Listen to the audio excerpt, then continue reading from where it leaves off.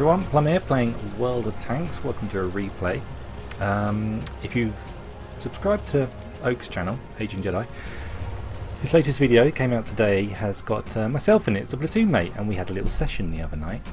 He had a couple of really good games, I had a couple of pretty decent games, and this is one of my better, more interesting games. I think I had maybe a better game, got higher scores perhaps, but this one is worth watching because it's got some interesting points to it. I'm playing in my little Scorpion tank. This is the Tier 7. Am I on the right camera? That's it. This is the Tier 7 American TD, which is the one that was designed to be dropped out of aircraft. So it's very light, very small, absolutely no armour. I think on the books it says it's got 1 mil of armour. It's just like Wargaming's way of just getting around it. It's got no armour at all. So if you can hit this thing, it just fire HE at it if you can. You'll absolutely wreck it. But it's got very small, profile, particularly the gun mantlet. I think I'm going to miss this shot at this guy. So if I just take control of the camera, let me see outside the tank. It's not going to let me. I just want to show you what that other player could probably see. Switch it back. As you can see, the gun mantlet is very, very small on this tank. When you're cresting a ridge like this, and you've just got these little gun barrels sticking out over the top with this little mantlet around it, and half of the kind of blast shield is actually a window, so you can get shots flying through that window, I think.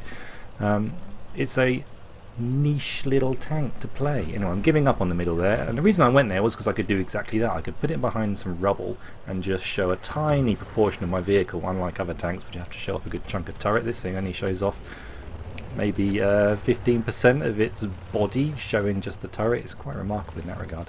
Anyway, I'm watching the map and I can see down in the southeast corner of the map that we've got a bit of an issue with the light tanks pushing down.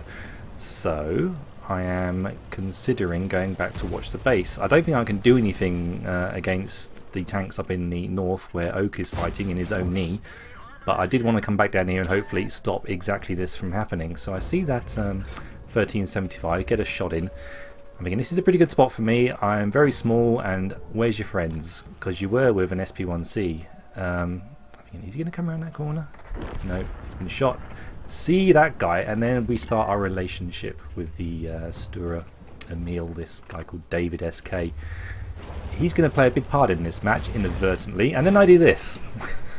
I just roll over on my side. So I didn't see that piece of earth sticking out, so now I'm stuck on my side. I mean, oh, this game has gone to hell. I'm just going to hold in my hands, like, just thinking, oh, can anyone help me? I can't exactly ask Oake to come down and help me. He's in an O-knee. He's offering, because we're on comms. He's like, well, I'll head back to you in a minute once we've dealt with this Jag Panther. Oh, no, there's a Stura Mill parked right in front of me, mate. Don't worry, he'll come and help me, I'm sure of it. I'm pinging help and getting redetected by the Batchat 12T. I mean, oh look, he's manoeuvring. Yeah, I think he's going to see me, this David chap. He's going to turn around and see me. Oh, maybe he hasn't seen me. Maybe. Look, he turns. I'm thinking, oh no, yeah, he's coming. No, it's fine. Look, you can see me on my side. He looks directly at me. Nothing. He's like, oh, come on. Please come and turn me on my tracks. But no, nothing. I mean, great. Luckily, Ronnie here, Ronnie Boys, in his Batchat comes blasting down the road to come and save me. Drives into my thing. Yeah, that's done it, surely. Oh, no, it hasn't quite done it. These writing tanks is a tricky old business. But no, it gets me to a really good spot. One more tap, please, mate. One more tap. And not quite. We'll have one more go at that. I'm sure I can help turn this fight around. I'm thinking, was this worth it? I can see Oake's in trouble. I'm saying, I'm going to be there in a minute, Oake. I'm going to be there in a minute. All I've got time for is a quick affirmative. Ronnie says no problem. And I'm thinking, right, if I can get down to, J4, I can get shots up the road at the Rheinmetall and the Leuven. I can see they're both on really low hit points. So I'm thinking, come on, blood, drive like the wind. And it's not a bad little tank, this, for getting around the map. It's got a top speed of 45, and you get there pretty quickly because it's so light. It may not have a really high top speed, but just in terms of acceleration and getting there. Anyway, I'm looking for something. Right, I can see them. I'm going to shoot through the bus. It's an AP shell. It will go through the bus and keep travelling. And sure enough, it goes through, hits the Rheinmetall and destroys him. Right, one job done. Unfortunately, we did lose Oake on this game, but now it's 3 versus 4. I mean, well, the Leuven, saw his mate just get killed, and he's probably reading the map, and I know I've been spotted, so he knows I'm here, but against all the odds, he comes out in the open for some reason and gives me the kill shot. I'm thinking, hang on, this game ain't over yet, you know. I've still got 727 hit points, and we've still got Sturamil, the guy who left me there, looked straight at me and just left me there. And my friend, Ronnie Boys, he came over and rescued me. I think, come on, Ronnie Boys, you can do this. Take camera control. So it's a pretty even fight between the Batchat 12T, which is tier 8, and the Batchat 25 TAB, which is tier 9. I mean, oh, come on, Ronnie, you can win this fight, surely. And I'm thinking, well, I'm looking down the road at the last spotted location of these two tanks. Is my kind of friend David? We're not really on talking terms at the moment, because he let me, just, you know, left me out there to die, it felt like. Ronnie Boys is manoeuvring. I'm thinking, right, I've got to get into a position where I can shoot something. Better stay at range in this tank. I mean, the gun is pretty accurate. I get a bit of luck there. And I think, right, I'll play this corner. I can do the trick with this tank and just show a tiny little part of my tank. And I'm aiming at the commander's hatch. I see it go green, and it just goes to the left. Come on. This is now 3 versus 3. Ronnie's able to kill the little... did he kill the Batchat? Someone died somewhere. And I think Ronnie was responsible for it. Anyway, I'm really pleased with what he's doing. He's got 2 kills. I've got 2 kills. And then he does a little daft thing and pulls right in front of my gun. He does this a couple of times, and it's a tiny bit annoying, but I'm willing to forgive the guy because he did get me back in this match. And the only reason we're still, you know, playing is because of Ronnie. Unfortunately, he's a much bigger target than me, it would seem, and they actually hit him. Then finally, David does something good. David, in his Sturamil, manages to pick off the rather dangerous M103, and we're left with a Ferdinand and a Batchat. Not a Batchat. The as it is, yeah, 12T, the tier 8 light tank. Now I know he's an auto loader, and I think, well, I've got the gun traverse. If you can see on the bottom left hand corner, it's probably got a good 30 degrees of gun traverse, this tank. So I'm feeling lucky right now. I'm thinking this game is all going my way at the moment. I'm just going to, you know, drive down these streets. I mean, if I was on a big open map like Malanovka or something, or Fiery Salient, then I would probably camp a bush and just hopefully let view range do the work for me. But that's not going to happen on this map because it's Stalingrad. It's the right name, isn't it? Yeah, Stalingrad. And it's all just lots and lots of narrow streets. It's just basically a rat's maze of roads. So I'm thinking, well, I'm feeling lucky, so I'm just going to drive around, pointing my gun around corners, and hopefully get the snapshot off and, you know, take out the 12T. Unfortunately, that isn't going to happen. I'm going to increase the speed here a little bit because I know nothing happens for the next 30 seconds. We'll go up to ×2 speed. Now, there we go. The cap has started. There's one in the cap. We've got 1 minute and 36 seconds to get back, so I'm going back as quickly as I can.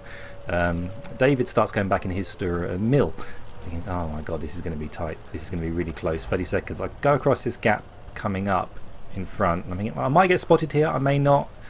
It depends where they park themselves. And unfortunately, I do see the Ferdinand on 51%.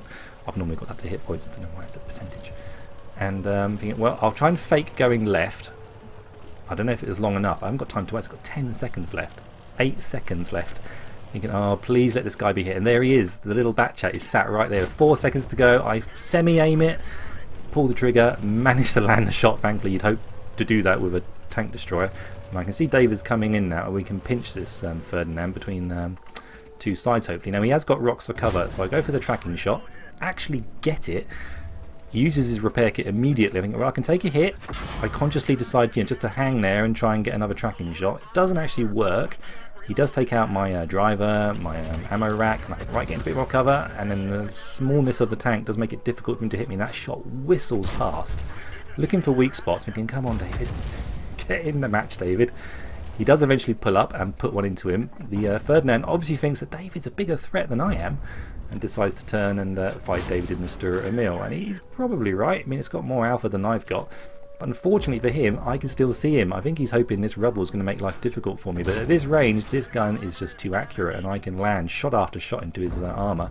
And thankfully, we get the kill. David gets the kill, and we finish it. And it's like, some weird things happened in that match with that guy David and Ronnie, and it's. I was absolutely, you know, buzzing at the end of that, thinking, oh my god, we actually pulled it out, and I actually decap the base with 4 seconds to spare. And what a weird game of tanks in that little funny little tank. I rarely play it, but it is a good fun little tank, and if you want to get it and it's on sale or something, probably don't hesitate if you like playing TDs, because it has got the manoeuvrability and the uniqueness with the gun mantlet the way it is to make your games interesting and fun, as shown there.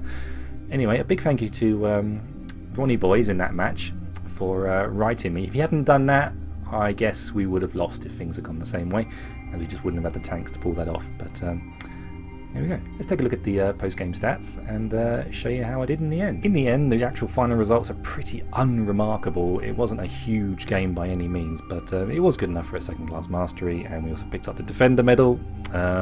Team scores, that was good enough. It wasn't super high scores, it was only 861. I didn't do a lot of damage, but I was the right tank in the right place, it seemed, at the right times, even when I was on my side. That just seemed to be the fate of the game. And 1238 damage points done. So Oake managed to bring up 4th position in his own so I had a respectable game too, and with the multipliers on, I think I had personal reserves, and with the Christmas bonuses, yeah, 8,000 take home in terms of base XP multipliers, so that's really decent, and being a premium tank, 45,000 in the bank. A fairly interesting game of tanks in the Little Scorpion. I hope you enjoyed that match. It is New Year's Eve this evening. Right now my time says it's 10 minutes to 12. Why aren't I out at a party? Well, that's because I have kids. And they've been asleep now for about 3 hours. My wife's just gone up to bed, and I thought, well, I could play tanks, I could get that video up, because it was quite an interesting little match. Big thank you to Oake for mentioning me in his latest video. Picked up a few new subs for that, so thanks, buddy. And if you're new here, check out the channel, there's loads on it. Check out my best of playlist, you'll find some interesting videos in there. And if you're inclined towards a bit of Star Trek, check that out too. You'll find some good videos and more coming in the future. Anyway, got a glass of wine. Here's to all you lot. I hope you have a really good 2018, and hopefully we'll have some really good developments in tanks. Come March, we'll get the big patch and those HD maps, and things are going to look terrific. So I might have something new for you all when those new maps come out. Anyway, cheers to you all. Have a great year, and thanks for watching, and I'll play tanks again soon. Kind of panel. Cheers.